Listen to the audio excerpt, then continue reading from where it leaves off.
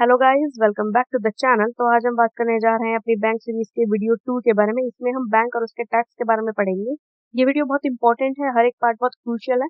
जो समझ में ना आए कमेंट सेक्शन में मेंशन कर दीजिएगा और हाँ, वीडियो को शेयर जरूर कीजिएगा एंड चैनल को सब्सक्राइब तो जरूर कर ही देना यार, प्लीज। तो लेट्स स्टार्ट। तो देखो, किसी भी चीज को जानने से पहले ना उसकी हिस्ट्री जान लेते हैं। तो इंडिया में बैंक की हिस्ट्री जो है ना, दो पार्ट में डिवाइडेड है। First is pre independence period, जो कि 1947 से पहले का है, आजादी से पहले का। और एक आता है पोस्ट इंडिपेंडेंस पीरियड, जो कि 1947 के बाद का है, आजादी के बाद का। तो प्री इंडिपेंडेंस पीरियड में क्या आता है? प्री इंडिपेंडेंस पीरियड में सबसे पहले हम पढ़ते हैं कि इंडिया का सबसे पहला जो बैंक था वो था बैंक ऑफ हिंदुस्तान, जिसको कि 1770 में एस्टेब्लिश किया गया था। कहाँ पर? इंडिया की उस समय की कैपिटल कलकत्ता में। ठीक है, लेकिन ये बैंक जो था वो ढंग से काम नहीं कर पाया, तो इसलिए इसकी वर्किंग को सीज कर दिया गया 1832 में। तो इसको इम्प्रूव करके कुछ और 5 बैंक, फेमस बैंक थे इंडिया के, वो थे हमारे general bank of India, Oudh commercial bank, bank of Bengal, bank of Bombay and bank of Madras. तो इनमें से 3 bank, bank of Bengal, Bombay and Madras को मिला करके बाद में इंपीरियल बैंक बना दिया गया था, जिसको 1955 में नेशनलाइज कर दिया गया था। एंड इसी बैंक को, इंपीरियल बैंक को, आज हम SBI, state bank of India के नाम से जानते हैं। तो पोस्ट इंडिपेंडेंस पीरियड में, जो कि 1947 से 1991 में आता है, वहां पर क्या हुआ था कि उस टाइम पे सभी बैंक जो थे ना वो प्राइवेट थे, जिसकी वजह से गांवों में रूरल बैंक्स नहीं थे और वहां के लोगों को, जमींदारों पे, लोकल मनी लैंडर्स के ऊपर डिपेंड रहना पड़ता था। उसकी वजह से ऑब्वियस सी बात है, बहुत ज्यादा प्रॉब्लम्स आ रही थी। तो गवर्नमेंट ने डिसीजन लिया और 1949 में बैंक का नेशनलाइजेशन चालू कर दिया। और इसी सब के चलते 1955 में स्टेट बैंक ऑफ इंडिया बना। जो आपका इंपीरियल बैंक था ना, उसी को स्टेट बैंक ऑफ इंडिया बना करके नेशनलाइज कर दिया गया था। और उसके बाद फिर 1975 में स्पेशल गांव के लोगों की सहूलियत के लिए, उनको सपोर्ट करने के लिए रीजनल रूरल बैंक को बनाया गया था, सो दैट रूरल एरियाज भी डेवलप कर सके, उनकी हेल्प हो सके। तो अब हम पढ़ते हैं टाइप्स ऑफ बैंक। बैंक कितने तरह के होते हैं? तो जैसा कि आप चार्ट में देख पा रहे हैं, यहाँ पर हमारे जो बैंक है ना, वो commercial bank, cooperative bank, development bank, 3 part में डिवाइडेड है। कमर्शियल के सारे पार्ट्स हैं, कोऑपरेटिव के पार्ट्स हैं और डेवलपमेंट के पार्ट्स हैं। इन पूरे पार्ट्स को हम पढ़ेंगे। एंड तक वीडियो देखना, इस वीडियो के भी 2 पार्ट्स हैं। ठीक है, तो कमर्शियल बैंक क्या होता है? कमर्शियल बैंक वो फाइनेंशियल इंस्टीट्यूशंस होते हैं जो कि जनता से डिपॉजिट एक्सेप्ट करते हैं और पब्लिक को लोन ग्रांट करते हैं। इनका मेन पर्पस क्या होता है? Consumption and investment. पैसे को इस तरीके से इस्तेमाल करके इन्वेस्ट करना सो दैट वो प्रॉफिट कमा पाए। ठीक है, इनका जनरल रोल क्या होता है कमर्शियल बैंक का? फाइनेंशियल सर्विसेज प्रोवाइड करना। किसको? पैसे से रिलेटेड सर्विसेज प्रोवाइड करना। किसको? आम जनता को, जनरल पब्लिक को, बिजनेस को, ताकि हमारे देश की इकोनॉमिक और सोशल स्टेबिलिटी बनी रहे। बहुत सारी कंट्रीज में कमर्शियल बैंक को कौन रेगुलेट करता है? सेंट्रल बैंक रेगुलेट करता है। सेंट्रल बैंक उनके ऊपर कुछ कंडीशंस इंपोज करता है कि आप ये करेंगे, ये नहीं करेंगे। इंडिया में भी ऐसा ही होता है। आरबीआई कमर्शियल बैंक को कंट्रोल करता है। अब कमर्शियल बैंक के टाइप कितने होते हैं? यहाँ पर शेड्यूल्ड कमर्शियल बैंक होते हैं और नॉन शेड्यूल्ड कमर्शियल बैंक होते हैं। इनके भी सब पार्ट है, 1-1 मिनट के पार्ट है, देखते रहिएगा, बोर मत होइएगा।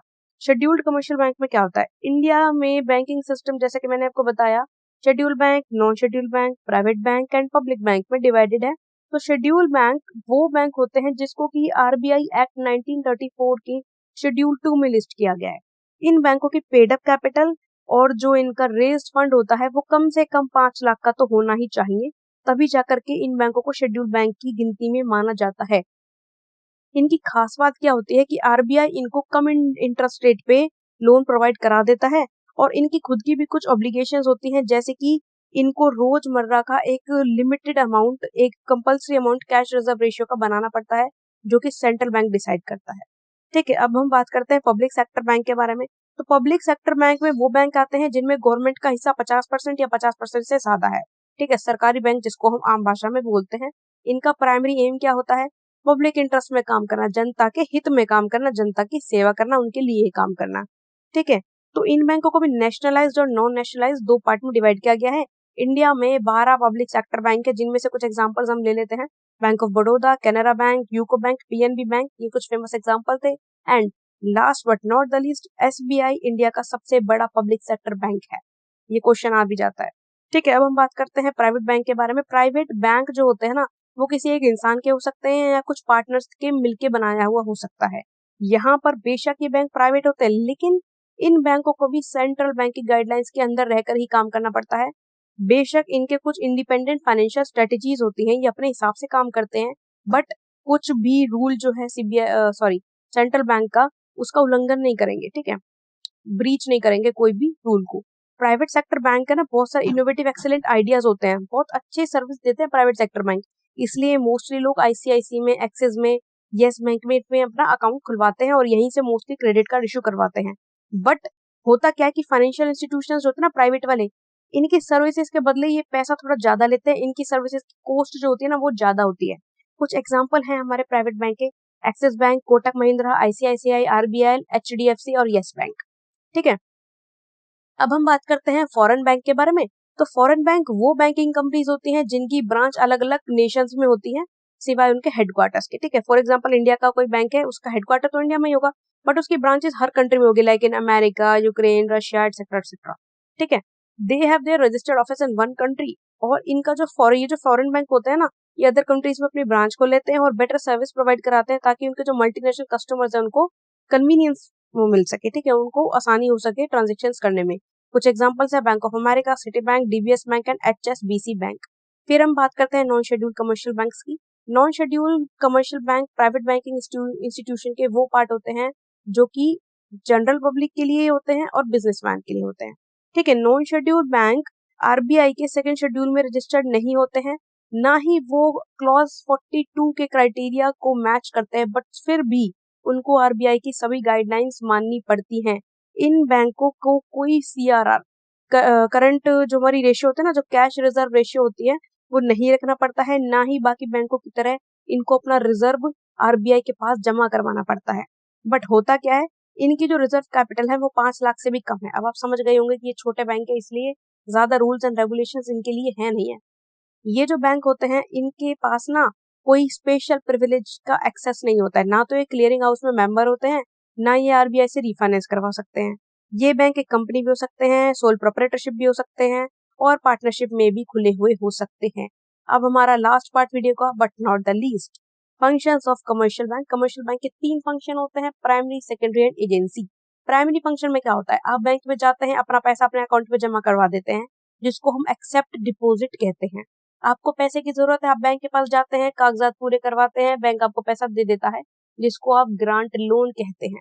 अब जो लोन बैंक हमें देता है ना, उससे वो पैसा कमाता है, जिसको हम क्रेडिट क्रिएशन कहते हैं। पैसा कैसे कमाता है वो हम आगे की वीडियो में पढ़ेंगे जरूर, इसके लिए स्पेशल एक वीडियो आएगी जरूर। सो फोर्थ आता है ग्रांट एडवांसेस। आप लोग क्रेडिट कार्ड से शॉपिंग करते हैं, बेशक अकाउंट में पैसे हो चाहे ना हो, लेकिन आपको सामान मिल जाता है, वो क्या होता है, एडवांस ग्रांट करना होता है, ठीक है। सेकेंडरी फंक्शन क्या होते हैं, ये लेटर ऑफ क्रेडिट इशू करता है। जो बैंक होते हैं नोट्स की, करेंसी को पूरे देश में सर्कुलेट करते हैं। ये आपको वॉल्ट एंड लॉकर की फैसिलिटी प्रोवाइड करवाते हैं। ये आपको फॉरेन एक्सचेंज प्रोवाइड करवा देते हैं। फॉरेन एक्सचेंज का मतलब अपनी करेंसी के बदले दूसरे देश की करेंसी खरीदना, ठीक है। एक ब्रांच से दूसरी ब्रांच तक पैसे ट्रांसफर करवाते हैं, ठीक है। आपको कस्टमर के बिहाफ पर गारंटी प्रोवाइड करवाते हैं। क्रेडिट वर्थिनेस रिपोर्ट देते हैं कस्टमर की, ठीक है। आप लोन लेने जाते हैं या फिर क्रेडिट कार्ड इशू करवाने जाते हैं तो आपका एक क्रेडिट स्कोर होता है। Credit score credit card use करने वालों को पता होगा, ठीक है। तो वो क्रेडिट स्कोर कौन देता है आपको, आपका बैंक ही देता है। ये आपके बिहाफ पर डिमांड ऑर्डर, डिमांड ड्राफ्ट बनाते हैं। अब आ जाते हैं एजेंसी फंक्शन पर। एजेंसी फंक्शन का मतलब होता है बैंक एज एन आपका एजेंट काम करता है। Collection and payment of cheque, bank आपके बिहाफ पे चेक को कलेक्ट कर लेगा और पेमेंट को क्लियर भी कर देगा। एक और इसका होता है काम, जैसे कि कलेक्शन ऑफ डिविडेंड। आपने अपने बिहाफ पर बोल रखा है कि डिविडेंड मेरे बैंक अकाउंट में डायरेक्टली डिपॉजिट होना चाहिए, तो वो आपके अकाउंट में आ जाता है। इंटरेस्ट प्रोवाइड कराना, इसका एक एग्जांपल लेते हैं।